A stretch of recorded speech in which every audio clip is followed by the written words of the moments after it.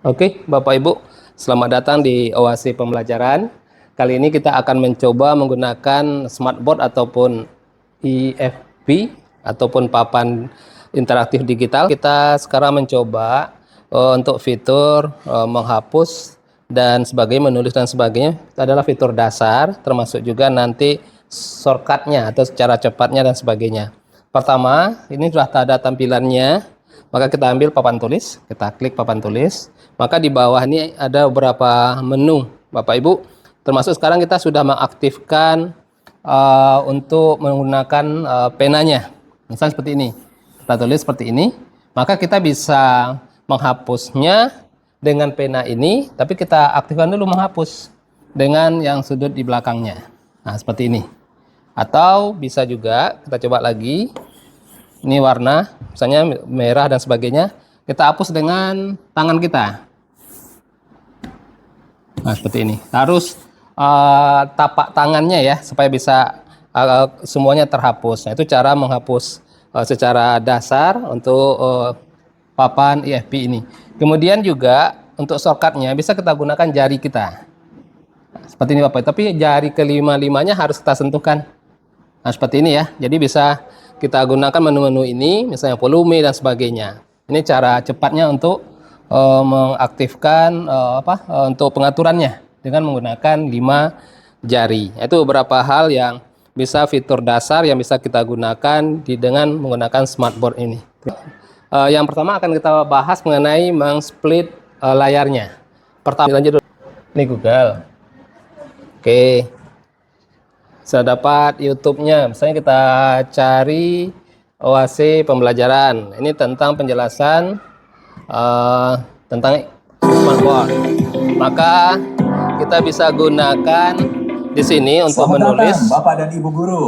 Nah, seperti ini. Deh, jadi bisa kita menjelaskan sambil melihat tayangan yang sudah ada. Dan ini pun kita bisa hapus ya. Alat yang seperti yang sebagainya.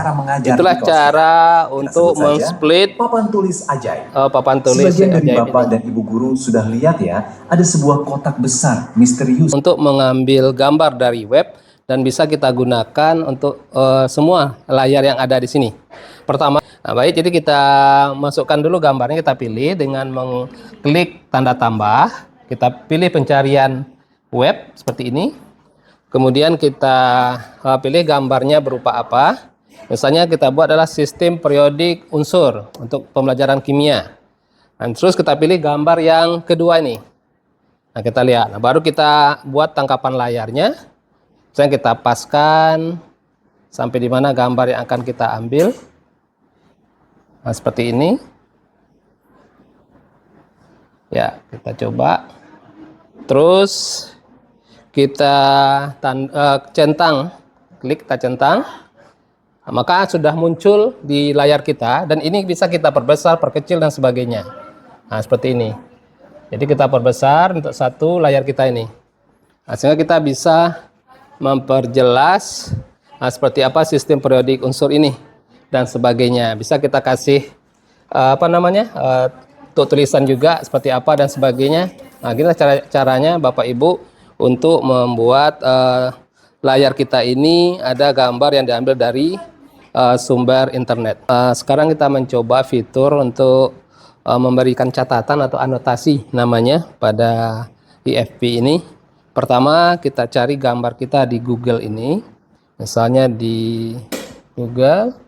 Terus kita coba telusuri misalnya gambar atau sistem pencernaan manusia seperti yang ada di tampilan ini. Kemudian kita pilih berupa gambar. Misalnya gambarnya adalah yang gambar seperti ini. Nah, maka kita coba untuk memberikan penjelasan. Sebenarnya di sini sudah ada sesuai dengan nama-namanya ya, tapi ini nama-namanya ini dalam bentuk bahasa Inggris. Maka kita coba dengan 5 jari kita. Nah, seperti ini akan muncullah beberapa menu termasuk volume dan sebagainya. Yang kita coba adalah anotasi.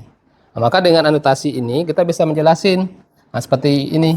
Misalnya ini adalah apa dan sebagainya gitu ya. Dan ini misalnya adalah lambung. Nah, misalnya ini adalah usus. Ini namanya adalah dengan menggunakan teknik anotasi. Setelah kita menyelesaikan penjelasan dan sebagainya tentang anotasi dan sebagainya ini, Bapak Ibu, kita bisa menyimpan untuk data kita. Bisa simpan di papan tulisnya ataupun di filenya. Nah, seperti ini. Simpan, kemudian kita ketik, maka secara otomatis data ataupun pembelajaran kita ini bisa kita gunakan nanti seandainya tidak ada internet atau dia sifatnya berupa offline dan sebagainya.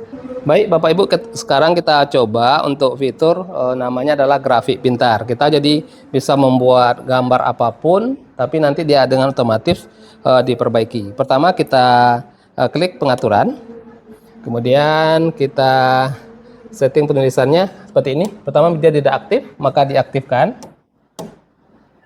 Terus sudah oke, kita coba keluar, kemudian kita buat gambar. Baik, Bapak Ibu, kita sekarang membahas tentang banyak orang yang bisa menulis dalam satu papan ini. Nah, kita coba pengaturannya, kemudian kita pilih banyak penulis. Kita aktifkan. Nah, kita coba. Ini ada dua orang anak ikut menulis, misalnya. Silakan. Nah, coba misalnya kalau ditulis, nah silakan bebasnya nulis apa? Nah, ya. Dan bisa juga dan sebagainya gitu ya. Nah, ya. Nah, ya seperti itu. Jadi ini fiturnya Bapak Ibu. Jadi kalau berapapun maksimalnya sampai 40 orang bisa menulis sesuai dengan secara serentak bersamaan ketika di dalam proses pembelajaran. Terima kasih.